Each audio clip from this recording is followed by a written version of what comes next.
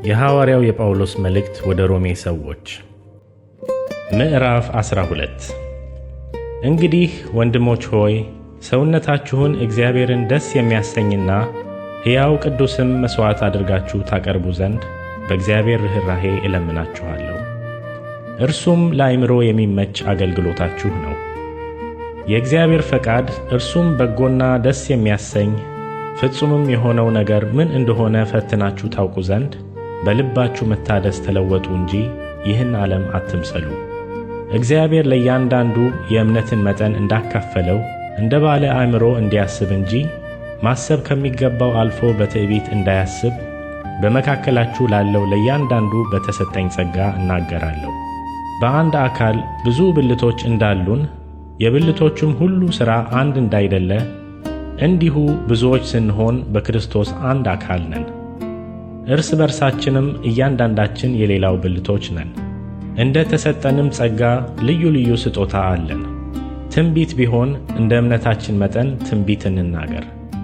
አገልግሎት ቢሆን በአገልግሎታችን እንትጋ።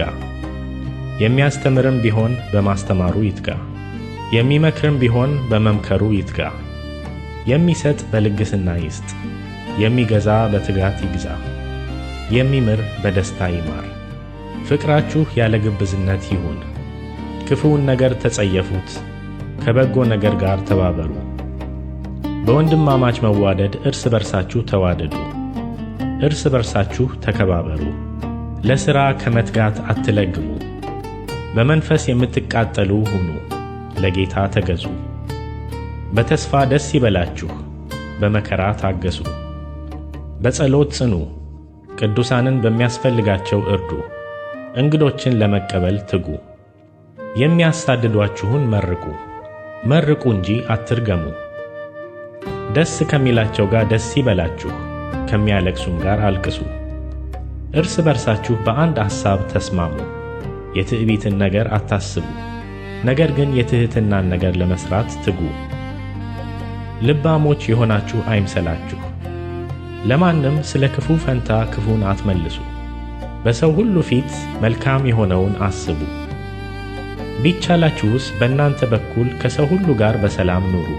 ተወዳጆች ሆይ ራሳችሁ አትበቀሉ፣ ለቁጣው ፈንታ ስጡ እንጂ። በቀል የኔ ነው፣ እኔ ብድራቱን እመልሳለሁ ይላል ጌታ ተብሎ ተጽፏልና።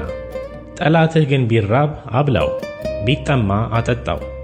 ይህን በማድረግህ በራሱ ላይ የእሳት ፍም ትከምራለህና።